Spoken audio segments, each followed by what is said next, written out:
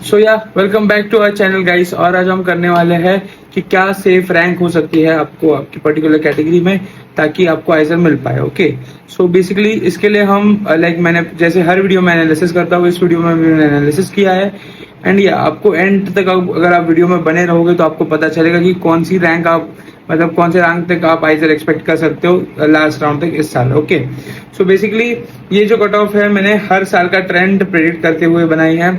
And the thing is कि आपने अगर मेरा प्रिडिक्शन रैंक प्रिडिक्शन वाला वीडियो देखा होगा, अगर वो तो मैंने 1-2 दिन पहले बनाया था रिजल्ट के, एंड जस्ट कि मैंने वो कल पोस्ट किया था, but it was like 90 to 95% accurate.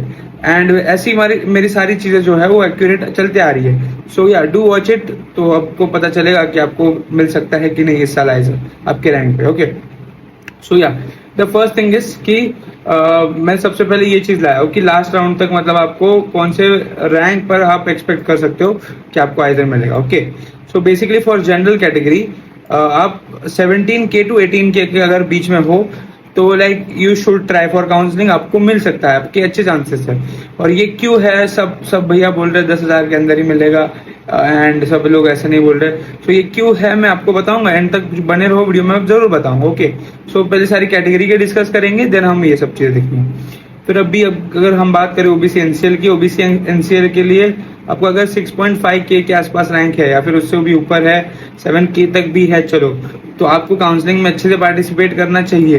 Like आपके अच्छे चांसेस बन रहे हैं। ओके, एंड अगर ईडब्ल्यूएस की बात करें तो ईडब्ल्यूएस में 3.5K अगर आपका रैंक है, कैटेगरी रैंक, तो फिर आपका अच्छा चांसेस बनता है। एससी कैटेगरी के लिए 2200 या फिर आई गेस इससे भी ज्यादा जा सकता है, 23-2400 तक भी जा सकता है, लेकिन मैं 2200 के लिए श्योर हूँ, तो इसीलिए मैंने 2200 रखा है। लाइक इन्फ्लेशन और भी हो सकता है, जैसे कि मार्क्स में भी रहा। बहुत सारे लोग बोले भैया नहीं इतना तो हो ही नहीं सकता, इतने मार्क्स पे इतनी रैंक बनेगी ही नहीं, लेकिन अल्टीमेटली कल रिजल्ट आया और वही हुआ, रैंक बनी भी। इसीलिए मैं बोलता हूँ गाइस कि अगर आप अच्छे से डाटा बैक करोगे, अच्छे से डाटा एनालाइज करोगे, तो आपको आपके जो रिजल्ट है वो अच्छे और मिलेंगे। ऐसे नहीं कि रैंडमली हर साल की तरह कट ऑफ बढ़ा दिया, सारी चीज बढ़ा दी, ऐसे नहीं होता, ऐसी चीजें वर्क नहीं करती। लेवल पेपर का लेवल, बहुत सारी चीजें देखना पड़ता है। तो अगर एसटी कैटेगरी का देखूंगा तो 1200 तक मिल जाएगी आपको, एंड 1200 या फिर 1300 प्लस माइनस 100 कर सकते हो।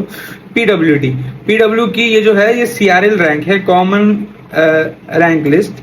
सो या कॉमन रैंक लिस्ट मतलब द थिंग इज कि आपकी जो जनरल रैंक है वो 1,40,000 तक आपको मिल सकता है इस साल। पिछले साल 120-130 तक गया था, तो इस साल 1,40,000 ईजी है, लाइक डूएबल है, वहां तक मिल सकता है। एंड कश्मीरी माइग्रेंट का 90,000 या फिर 1 लाख तक भी जा सकता है, सारे केसेस अच्छे हुए तो।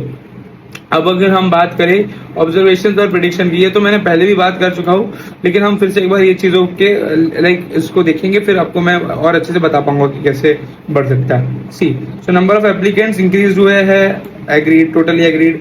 रीनीट 23-26 फैक्टर, यस ये भी एग्रीड। इसकी वजह से कट ऑफ बढ़ेगा क्योंकि बहुत सारे लोग नीट में जिनके कम आए तो वो यहाँ आएंगे, एंड वाइस वर्सा भी है। लाइक अगर नीट में जिनके अच्छे आ रहे होंगे तो वो यहाँ पे भी उनके अच्छे आएंगे। तो ये वाला फैक्टर मैं बहुत ही कम मानता हूँ after रीनीट paper. Okay, so it is negligible factor. Board वाला फैक्टर, यस बोर्ड वाला फैक्टर स्टिल देयर, 60% वाला। एंड द मेजर फैक्टर, पहले भी मैंने कहा था, अभी भी कह रहा हूँ, पेपर डिफिकल्ट था। मानो आप ये मेरी बात, रिजल्ट भी अब आ चुका है, अब तो मानो कि पेपर डिफिकल्ट था। एंड फिर अगर हम बात करें कि लाइक अगर सारे पेपर से ये पेपर डिफिकल्ट था, तो ऑब्वियसली कट ऑफ बहुत दूर तक जाने के चांसेस है। ओके, और द थिंग इज कि नंबर ऑफ सीट्स इंक्रीज हुए 400-500। और हम IST शेरपुर, ISCS कोलकाता ये सब देखेंगे तो ये सीट्स इंक्रीज हुए। तो rank inflation is major thing, जिसके ऊपर मैं ये सब पूरा चीज बोल रहा हूँ। रैंक इन्फ्लेशन इज, भैया रैंक इन्फ्लेशन क्या होता है आप मेरे को अच्छे से बताओ।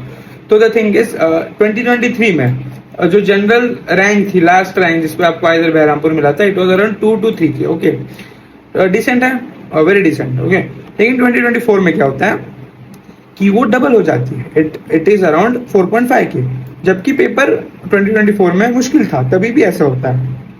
Okay, and the thing is 2025 में भी पेपर इजी था, तो इसमें भी डबल होती है। तो अल्टीमेटली द पेपर मुश्किल हो इजी हो इसमें फर्क नहीं पड़ता। ये साल भी अराउंड ये डबल ही होने वाली है, 16K 17K 18K तक जा सकता है लास्ट राउंड का कट ऑफ, क्योंकि कॉलेजेस बड़े हैं, बहुत सारी फैक्टर्स है, मैंने ऊपर भी बताया आपको। ओके, तो या और ये सेफ रैंक तो मैंने आपको ऊपर बता ही चुका हूँ। Thanks for watching.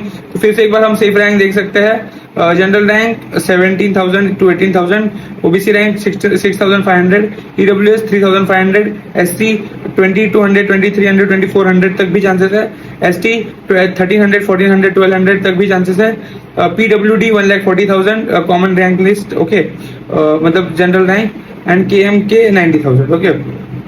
And thanks for watching guys.